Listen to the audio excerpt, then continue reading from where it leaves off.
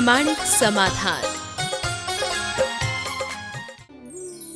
नमोस्तु गुरुवर, मैंने जीवन में अब तक ऐसा कुछ नहीं किया जिसे मैं अपनी उपलब्धि मानूं और मेरे माता पिता को मुझ पर गर्व हो। इस कारण मुझे आत्मग्लानि होती है। कृपया मार्गदर्शन करें।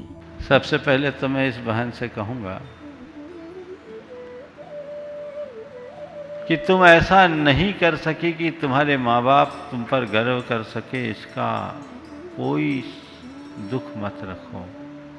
इस बात का गर्व करो कि तुमने अपने माँ बाप को शर्मिंदा होने से बचा लिया। आज तो बहुधा बच्चे ऐसा करते हैं जिसके पीछे माँ बाप को शर्मिंदगी महसूस करनी पड़ती है, कलंकित होना पड़ता है, लज्जित होना पड़ता है। तुमने अगर ऐसा कर लिया है और माँ बाप को आज तक लांछित होने से, शर्मिंदगी झेलने से बचाया है, तो ये बहुत बड़ा काम है। दूसरी बात, सीए की पढ़ाई कर लेने से या अच्छे कॉलेज में एमबीए करके अच्छी पैकेज वाली नौकरी पा लेने से ही माँ बाप गौरवान्वित नहीं होते। अभी तुम्हारे पास अवसर है अपने माता पिता को गौरवान्वित करने का, अपने संस्कारों की बदौलत। जब तुम अपना घर बसाओ, तुम्हारा घर बसे, अपनी ससुराल जाओ, अपने आचार विचार और व्यवहार से सबका दिल जीत लो और इस तरह का जीवन जियो कि तुम्हें देखकर लोग तुम्हारे माँ बाप की प्रशंसा करते ना गाए कि कैसी संस्कारित बेटी है, कैसे माँ बाप की बेटी है जो हमारे घर को स्वर्ग बनाती है। यही तुम्हारी सबसे बड़ी उपलब्धि होगी। मैं उन सबको अच्छी नज़र से नहीं देखता जो पढ़ लिख करके अच्छे पैकेज वाली जॉब तो करते हैं लेकिन रोज एक दूसरे से झगड़ करके दिन बिताते, रात बिताते, जिनका व्यवहार बड़ा रूखा होता है, जिनके संबंध बड़े बिगड़े होते हैं। उनसे तो अच्छे वे हैं जो भले पढ़े लिखे नहीं हैं, एक गृहिणी है पर घर का संचालन अच्छे से कर रहे हैं। इसलिए हताश होने की कोई ज़रूरत नहीं, किसी भी प्रकार की गिल्ट का अनुभव करने की ज़रूरत नहीं। अभी तुम्हारे पास पूर्ण अवसर है, इसलिए जो नहीं हो सका उस पर ध्यान मत दो, जो कर सकते हो उसकी तरफ ध्यान दो, सकारात्मक सोचो। सब कोई सीए नहीं बनते और सब कोई अच्छे इंस्टीट्यूशन से एमबीए नहीं करते। कर भी ले तो हर किसी की नौकरी नहीं होती और नौकरी हो भी जाए तो हर कोई सफल नहीं होते। जो जिस फील्ड में है उस फील्ड में रह करके भी अपने जीवन को ऊंचाई तक पहुंचा सकता है। मैं आपको सलाह दूंगा, अगर विवाह करते हो तो एक अच्छी पत्नी बनो, एक अच्छी गृहिणी बनो, एक अच्छी बहू बनो,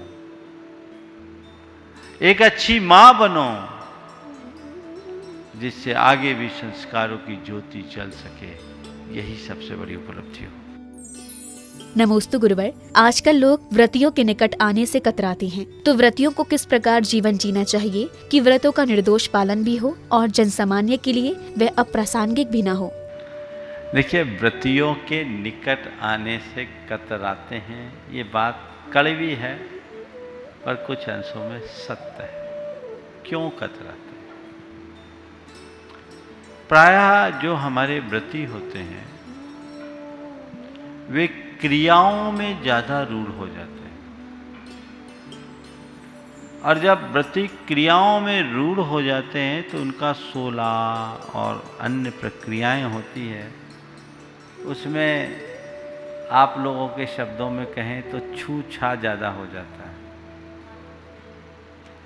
तो इसको देख करके लोग प्रायः बड़ी व्रतियों से निकट आने में कतराते। एक कारण ये है। दूसरा, जो व्रती होते हैं वो घर परिवार में चूंकि व्रती हैं, उनकी अपेक्षा से वे पूज्य हैं तो सुपीरियरिटी भी आ जाती है और आम जन व्रतियों को उतना मान नहीं दे पाते, इसलिए भी लोग थोड़ा कतराते हैं। तीसरा कारण ये है कि व्रती लोग अव्रतियों को थोड़ी हेय दृष्टि से देखते हैं या उन्हें ज्यादा व्रत नियम दिलाने की प्रेरणा देने लगते हैं। इसलिए भी व्रती से अव्रती लोग थोड़ा कटते हैं। रास्ता दोनों का अलग अलग है, लेकिन मेरे देखे ये तीनों नजरिया ठीक नहीं है। व्रतियों को अपना 16 अच्छे से पालना चाहिए। इसे छू-छा कह के इसका उपहास नहीं करना चाहिए। देखो, छूने का दुष्परिणाम पूरी दुनिया भोग रही है। भोग रही कि नहीं भोग रही? पूरी दुनिया भोग रही है। इसलिए इसे स्वीकारना चाहिए और हमें व्रतियों की चर्या में सहयोगी बनना चाहिए। हाँ, व्रतियों को चाहिए कि कोई 16 बिगाड़ दे तो उन्हें 16 नहीं बनना चाहिए, ठंडे बने रहना चाहिए। 16 की भांति भड़कना नहीं चाहिए, तालमेल बन जाएगा। उनके साथ ऐसी स्थिति निर्मित होने की वजह यह है कि उससे उनकी चर्या में बाधा आती है। तो अव्रतियों को चाहिए कि वो व्रतियों की चर्या में सहायक बने, और व्रतियों को चाहिए कि वो अव्रतियों से थोड़ा तालमेल बना करके चले। आप व्रती और सामने वाला अव्रती है तो आपके संपर्क में आने वाले अव्रती को आपके निकट आने के बाद इस बात का एहसास ही नहीं होना चाहिए कि मैं अव्रती हूं। उनके अंदर इस बात का एहसास होना चाहिए कि मैं व्रतियों का अनुरागी हूं। वो आप अपनी चर्या और क्रिया से प्रकट कर सकते हैं। अगर हम उन्हें बार बार इस बात का एहसास करेंगे कि तुम तो गए बीते हो, तो गया ही बीता हो जाए। उन्हें इस बात के लिए उत्प्रेरित करेंगे कि तुम हमसे भी आगे बढ़ सकते हो, तो उनका झुकाव बदलेगा, बढ़ेगा, उनकी निकटता बढ़ेगी और वो सेवा कर सकेंगे। तो ऐसी बातों को ध्यान में रखेंगे तो व्रती कभी अप्रासंगिक नहीं होंगे, उनकी प्रासंगिकता बनी रहेगी। व्रतियों के निकट आना शुरू करेंगे।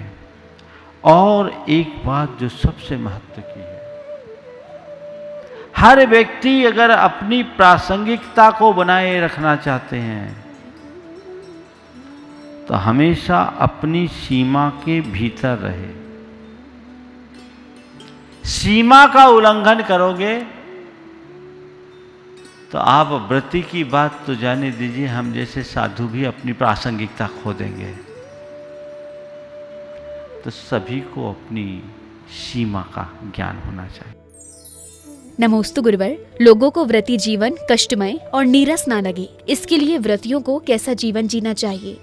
व्रत केवल हमारे खाने पाने की सिद्धि में ना आए, व्रत हमारे जीवन व्यवहार में झलके और देख के लोगों के लगे कि व्रती का जीवन क्या होता है। मेरे संपर्क में एक युवक है, उसके पिताजी व्रती है। वो 2 भाई है। पिताजी व्रती, बड़े धर्मात्मा और बड़े शांत मूर्ति, माता नहीं है, लेकिन दोनों भाई और उनकी धर्मपत्नियां अपने पिता और ससुर की क्या सेवा करते हैं। वो कहते हैं, महाराज लोग तो व्रतियों की सेवा करने के लिए दूर दूर जाते हैं, मेरा सौभाग्य है कि मेरे पिताजी मेरे घर में व्रती हैं। और बड़े शांत प्रवृत्ति के, सरल स्वभावी, सकारात्मक सहज वृत्ति के। और बेटे क्या बोलते हैं, महाराज पिताजी माला गिनते हैं, हम लोग नोट गिनते हैं, हमारे घर में जो कुछ भी हो उनका ही आशीर्वाद फलता है। अगर व्रती अच्छे आदर्श उपस्थित करेंगे तो वो अपने घर परिवार के अन्य सदस्यों के लिए प्रेरणा बनेंगे। और व्रती तो बन गए, पर उसके बाद अंदर से व्रतीपना दिखे नहीं तो हंसी के पात्र ही बने। नमोस्तु गुरुवर। जुए को सभी व्यसनों में प्रधान व्यसन क्यों बताया गया है? देखिए, जुआ तो व्यसनों का मूल है और जुआ का परिणाम हम सब ने महाभारत में देखा है। हार जीत बत करके कोई भी खेल खेलना जिसमें पैसे बदल जाए वो जुआ के अंतर्गत आता है। जुआ है तो चोरी भी होगी, जुआ है तो फिर मद्यपान आदि भी होगा, अन्य व्यसन भी आएंगे। कहावत है छिद्रेषु नरथा बहुली भवन्ति। व्यसन कोई भी हो, हमें एक छोटे से व्यसन को भी कभी नज़रअंदाज नहीं करना चाहिए, उससे बचना चाहिए। इसलिए इसे हानिकारक कहा है। आजकल ये जो फैशन बन गया है अम्बोला आदि का, ये अच्छी बात नहीं है। हमें ऐसे कार्यों में अपनी सहभागिता नहीं देनी चाहिए, ये पापवर्धक क्रिया है। किसी ने एक बार कहा कि भैया जुआ में आज जीत है कल हार। जुआ में आज जीत है कल हार। कहा जुआ मत खेला करो, जुआ में आज जीत है कल हार। उसने कहा ठीक है, कल से एक दिन छोड़ के खेलूंगा। उसको क्या बोले, व्यसन तो व्यसन है। नमोस्तु गुरुवर, मोह कर्म के अतिरिक्त और कर्मों का उपशम क्यों नहीं होता? जैसे वेदनीय कर्म लोगों को सुख या दुख का अनुभव कराता है, तो क्या उसका उपशम करके क्षय संभव नहीं है? वेदनी के मोह कर्म बड़ा खतरनाक। तो मोह कर्म को खपाने के लिए बहुत पैतरे करने पड़ते हैं। तो पहले कई बार उसको दबाना पड़ता है, तब वो मिटता है। लेकिन बाकी कर्मों के साथ ऐसा नहीं, या तो उनका क्षय उपशम होगा, क्षय होगा, उदय होगा। ये घातिया कर्म है। और वेदनी कर्म घातिया कर्म है, उसको दबाने की ज़रूरत नहीं है। उसका तो उदय होता है या क्षय होता है, या हम उसका संक्रमण भी बड़ी आसानी से कर सकते हैं, उसे बदल सकते हैं। इसलिए कर्मों की अलग अलग व्यवस्था, उसको उसी अनुरूप देखना चाहिए। नमोस्तु गुरुवर, हमें इष्ट के दर्शन कैसे मिलेंगे और हम परमानंद में कैसे रहें? इष्ट के दर्शन कैसे मिलेंगे? देखिए, इष्ट के कई रूप हैं। एक मान्यता है, ज़्यादातर लोगों की मान्यता है जिन्होंने इष्ट के रूप में किसी भगवान को मान रखा है, और उस भगवान के दर्शन में, उसकी खोज में लोग अपना जीवन बिताते हैं। पर जैन धर्म के अनुसार और मेरे मतानुसार मेरा इष्ट मेरे भीतर है। अंतर दर्शन कर लो, इष्ट का दर्शन हो गया। अंतर दर्शन के लिए क्या करना है? अपने मन की मलिनता को दूर करना है, राग द्वेष मोह के विकार का शमन करना है। ये शांत हुए, अंदर की मलिनता दूर हुई, और इस मलिनता के दूर होते ही परमानंद की अनुभूति होती है। हमारे आनंद में खलल डालते हैं हमारे अंदर के विकार। हम निर्विकार होंगे, अंतर दर्शन हो गया। वही मेरा परमात्मा है, वही मेरा सच्चा इष्ट है। जिस परमात्मा को हम अपना इष्ट मानते हैं, वो तो सिद्धालय में पहुंच गए, वो लौट के आने वाले नहीं हैं। उन्होंने कहा तेरा परमात्मा तेरे भीतर है, तेरा साईं तुझ में जाग सके तो जाग, तेरे भीतर है तू जाग, और उसे पहचान कर उसे उद्घाटित करने की कोशिश कर। नमोस्तु गुरुवर, ज्ञान और विद्या में क्या अंतर है, और क्या आचार्य श्री ज्ञान सागर जी ने आचार्य श्री विद्यासागर जी के अतिरिक्त किसी और को दीक्षा प्रदान की थी? देखिए, ज्ञान और विद्या एक दूसरे के पर्यायवाची भी हैं, पर इनमें कुछ अंतर भी है। ज्ञान और विज्ञान में अगर अंतर देखें तो उतना ही अंतर है जितना साइंस और टेक्नोलॉजी में। साइंस विज्ञान है और टेक्नोलॉजी एक प्रकार की विद्या है। ज्ञान हमें चीज़ों को जनाता है, विद्या हमारे शास्त्रों में विशेष उपलब्धियों के रूप में भी ली गई। लेकिन जब हम शब्द शास्त्र की दृष्टि से देखते हैं तो ज्ञान की ही पर्याय में विद्या को देखा जाता है। तो ज्ञान सागर जी ने आचार्य जी का नाम विद्याधर से विद्यासागर किया, उसके पीछे उनका वो लक्ष्य नहीं जो विद्या के अर्थ में देखे जाते हैं। 14 प्रकार की विद्याएं होती है, वो विद्या नहीं, वो टेक्नोलॉजी वाली बात नहीं है। वहाँ ज्ञान का ही एक रूप है, और उन्होंने विद्यासागर नाम दिया। मैंने अभी 2 दिन पहले कहा था, ज्ञान का सागर ही विद्या के सागर में ढला है। अमृत वही है, कुंड बदला है। तो ज्ञान और विद्या में कोई अंतर नहीं, दोनों ही एक दूसरे के पर्यायवाची हैं और वो हम देख रहे हैं। तो इसको इस संदर्भ में देखना चाहिए। जहाँ तक आचार्य ज्ञान सागर जी महाराज के द्वारा अन्य दीक्षाओं को देने का सवाल है, उन्होंने अन्य भी दीक्षाएं दी। एक विवेक सागर जी महाराज को दीक्षा दी जो बाद में आचार्य कल्प बने, सुख सागर जी को दीक्षा दी, सुमति सागर जी को दीक्षा दी, 5-6 दीक्षाएं उन्होंने और दी, लेकिन सारी दीक्षाएं आचार्य महाराज की दीक्षा के बाद हुई। नमोस्तु गुरुवर, सच्चे देवशास्त्र और गुरुओं के प्रति किए गए जाप, अनुष्ठान आदि किस स्थिति में सही समर्पण और श्रद्धान को प्राप्त होते हैं एवं इसके फल की प्राप्ति क्या इसी भव में होती है? देवशास्त्र गुरु के प्रति जो भी हमारी धार्मिक क्रिया है, आपने पूछा किस स्थिति में सही समर्पण और श्रद्धान को प्राप्त होते हैं। आप समर्पित होकर के क्रिया करो, हर स्थिति में उस रूप को प्राप्त होंगे, लेकिन समर्पण तब होगा जब श्रद्धान होगा। तो हम श्रद्धा से भरकर देवशास्त्र गुरु की सेवा करें और उसे विकसित करके समर्पण के रूप में दें। उसके लिए स्थान और स्थिति महत्वपूर्ण नहीं है कि हम इस स्तर पर करेंगे तभी उसका लाभ होगा, हम इस स्थिति में करेंगे तभी उसका लाभ होगा।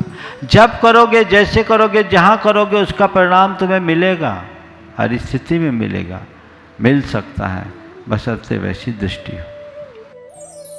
नमोस्तु गुरुवर, प्रशंसा के झूठे खंजर से कैसे बचें और आलोचना के चनों को कैसे चबाएं जिससे जीवन में समरसता बनी रहे? प्रशंसा के झूठे खंजर से कैसे बचे और आलोचना का चना कैसे चबाएं कि जीवन में समरसता बन सके। देखिए, प्रशंसा मीठा जहर है। और एक बात बताऊं, जब कोई सामने प्रशंसा कर रहा है ना, तो समझ लेना वो कोई चालबाजी भी कर सकता है। जो सही लोग होते हैं वह दूसरों की प्रशंसा से प्रभावित नहीं होते, और जो थोड़े कमज़ोर लोग होते हैं वो चना पर चढ़ने में देर नहीं लगाते, उनकी हालत ख़राब होती है। तो हम किसी की भी, कोई अगर व्यक्ति प्रशंसा करता है उस समय नत हो जाए, और जो प्रशंसा की जा रही है उसकी सच्चाई की छानबीन करने की कोशिश करें। देखें कि ये प्रशंसा कर रहे हैं उस लायक मैं हूँ कि नहीं। मैं एक स्थान पर था, कुछ लोगों ने मेरी पूजा बनाई, उसमें ब्रह्मचारिणियाँ भी थी, वो पूजा पढ़ रहे थे, मैं अपनी आंखें बंद करा हुआ था। पूजा उन लोगों ने बहुत लय से की, भाव बोल भी बहुत अच्छे थे। मुझसे पूजा के बाद पूछा कि महाराज आप क्या सोच रहे थे? मैंने कहा मैं ये देख रहा था कि जो तुम लोग बोल रहे हो वो मेरे यहाँ है भी कि केवल बढ़ा चढ़ा के बोल रहे हो। तुम्हारी कोई प्रशंसा करे तो तुम्हें चाहिए कि तुम अपना अंतर विश्लेषण करके देखो कि इसमें कितनी सच्चाई है। यदि सही है तो उसे संभाल कर रखो, और गलत है तो उसे लाने की कोशिश करो। और कोई आलोचना कर रहा है तो अपना अंतर विश्लेषण करो, देखो आलोचना सच्ची है तो उसे ठीक करो, और गलत है तो उसे नज़रअंदाज करो। इसी के बदौलत हम अपने जीवन को आगे बढ़ा सकते हैं। आत्म विश्लेषण मनुष्य को प्रशंसा और आलोचना दोनों में सम बनाने में समर्थ बनाता है, और वही व्यक्ति अपने जीवन की वास्तविक प्रगति कर पाता है।